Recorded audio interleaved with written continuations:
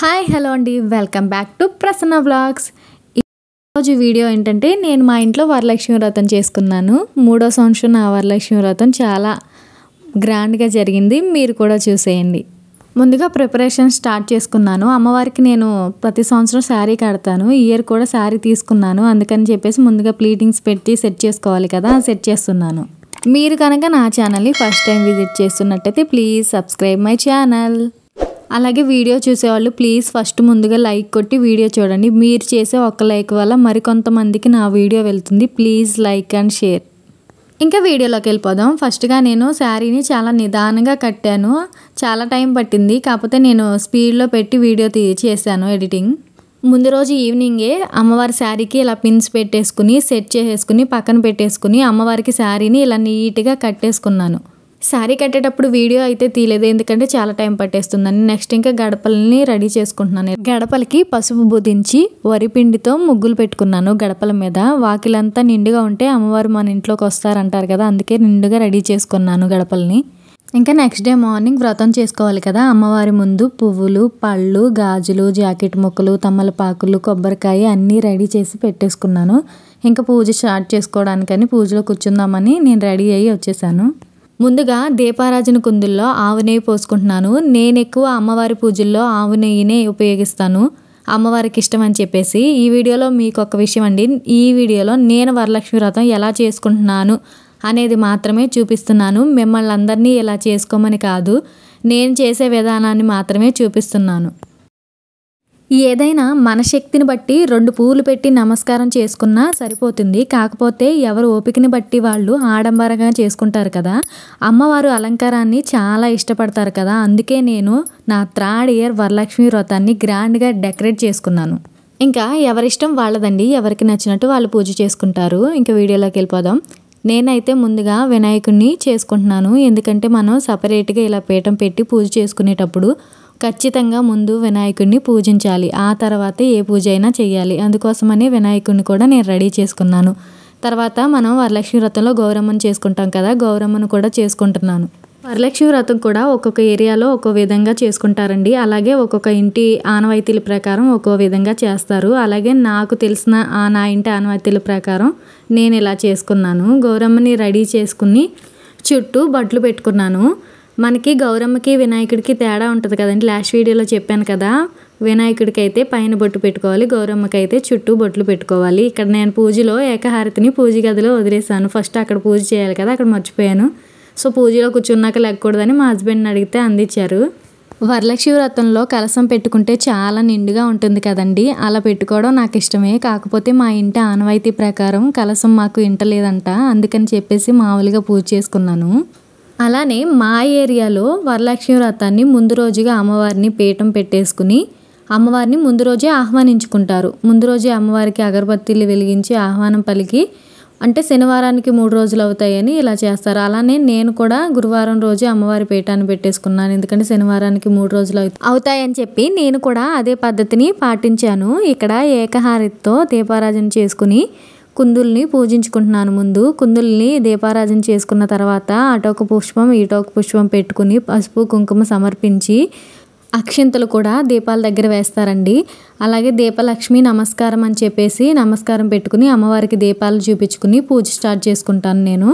ఇక్కడ నేను అక్షింతలు కలుపుతున్నాను. మనం పూజకి కావాల్సిన ఏ వస్తువు అయినా మన కుడివైపు నుంచే తీసుకోవాలని అంటారు కదా, అందుకని నేను పూజా సామాగ్రి మొత్తాన్ని నా కుడివైపు పెట్టుకున్నాను. అక్షంతలు కలుపుకుంటున్నాను, పూజలో అక్షంతలు అవసరపడతాయి కదా. నెక్స్ట్ ఇంకా వినాయకుడి పూజ స్టార్ట్ చేశాను. ముందుగా వినాయకుడికి పసుపు కుంకుమ పువ్వులు పెట్టి పూజ చేసుకున్నాను. పూజ చేసుకున్న తర్వాత వినాయకుడికి కూడా ప్రసాదం పెట్టాలి కదా, అందుకని చెప్పేసి ఆయనకు కూడా పటిక బెల్లం చిప్స్ ప్రసాదంగా పెట్టి హారతి ఇచ్చుకున్నాను. తర్వాత హారతిని ఉద్దరణితో వాటర్ చూపించేసుకుని నేను కూడా హారతి తీసుకున్నాను.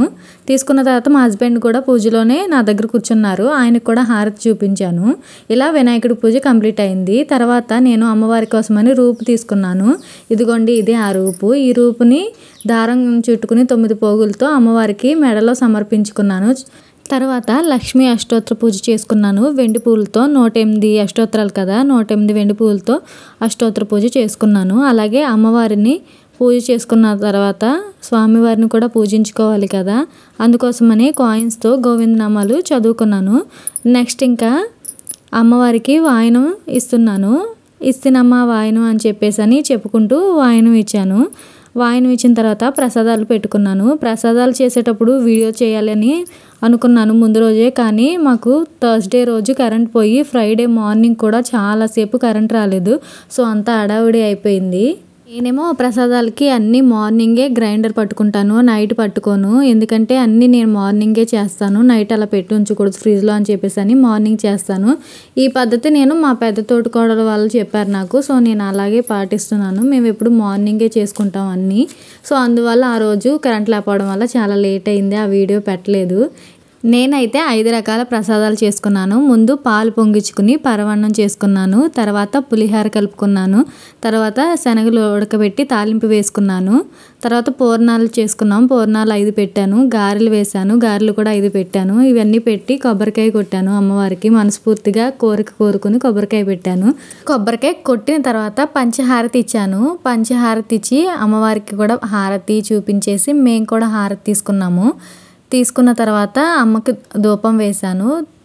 ధూపాన్ని చూపించుకున్న తర్వాత ఇంకా నేను పిలుచుకున్న లక్ష్మీలు వచ్చారు, వాళ్ళకి వాయినాలు ఇవ్వటం మొదలుపెట్టాను.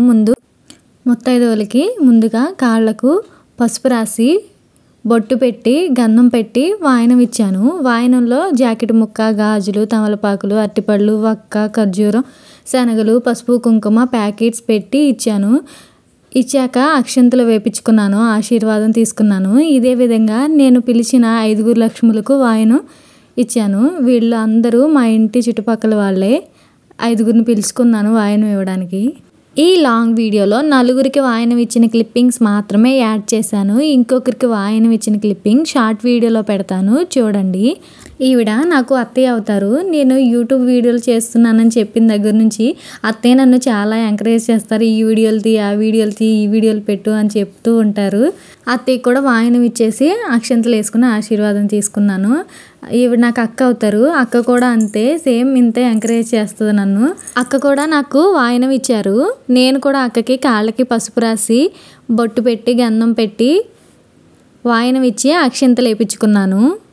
ఇలా నేను 5 ముత్తైదులకి వాయనం ఇచ్చుకున్న తర్వాత మమ్మల్ని ఒకళ్ళు ఇన్వైట్ చేశారండి వాయనాలు తీసుకోవడానికి రమ్మని చెప్పేసి. మేము 3 వెళ్ళాము, అత్తయ్య, అక్క, నేను 3 వెళ్ళాము. ఇదిగోండి చూడండి, ఆ మేడం కూడా చాలా బాగా చేసుకున్నారు వరలక్ష్మి వ్రతం. సేమ్ శారీ చాలా నిండుగా కట్టారు, హ్యాండ్స్, లెగ్స్ అవన్నీ కూడా పెట్టారు అమ్మవారికి, చాలా బాగుంది.